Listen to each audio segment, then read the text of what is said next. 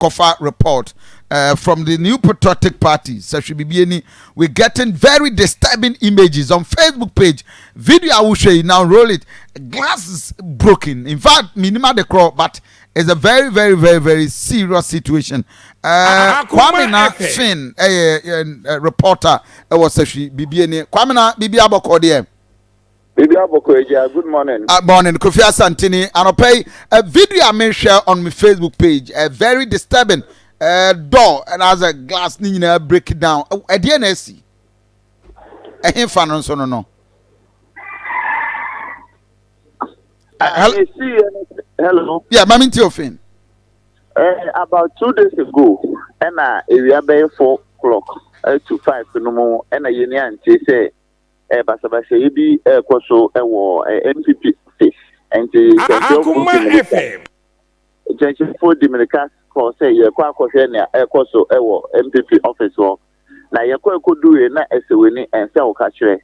Let's say, MP a personal office now, who use or the unit Jumano, your coin, a binum at the India, any a boone, I said, Nadia, a boom, a boo glass windows, no doors, na central for Shishi Mono Yoko say, almost say, personal assistant, no, our office, no, who say, a binum, abo era office, or by force special Mugura office, or Akoma FM. By trying to prevent them, so among Coco office or no, and a de Basabasa, any a de bar on the P, any more office or no, any or more back office or no. And the banners are no operable glass in the name of Ekahono, and I might be a chat, and Sahone, but in Sahon, any other places to be a glass of a channel. And you say, you mono say, no, almost say, almost the court injunction, almost the better election, ever basonia member or china, and that extortion, I think today and tomorrow.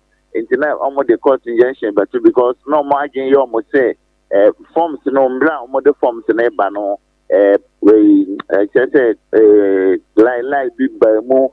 I just say, Dinamo, and ya maintain one take a crab by forms and into money, the presentation no more. It's a banner, and a normal game, you must say, I won't see Emma Abano and Basso. The Omoko court to say Omoko court injunction. And the court injunction, Omode Ababeto election, no sooner, and Akoma FM. What they are back. Remember, the by force be room and a banner sama omubu office ojina access office to be frank office na there almost say hopa omuwie no omonhwehwe mu a afi office for no be ye na kire laptop me ansa ayira na sika 49 million ne 4.9 million just sika kakra ayira ne iPhone me no ayira sisia e wo office wo na sisia ne de nipa no kra no Bekwai sisia ne ho ye kakra e wo Biibiani hospital sada no muyi no edon ko fie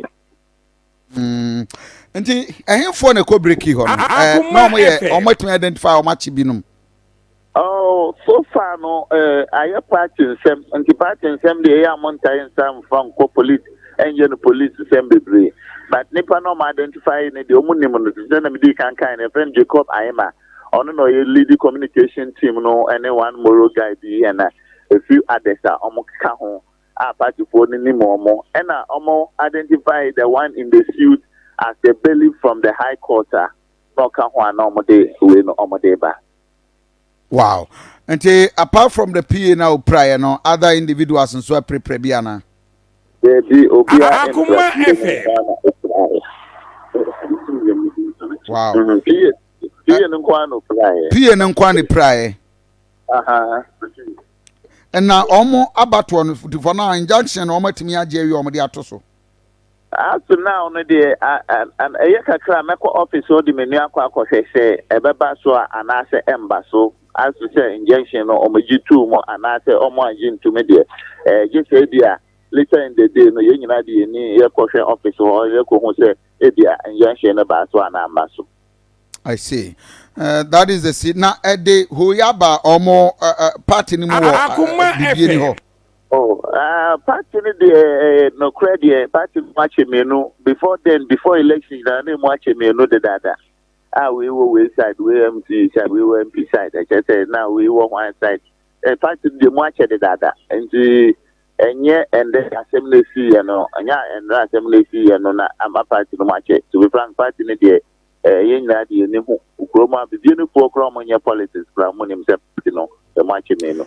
The member of parliament, so on the former boast or more executive director, right? Nidini the same. Akoma FM. One member of The member of parliament, yeah. Mr.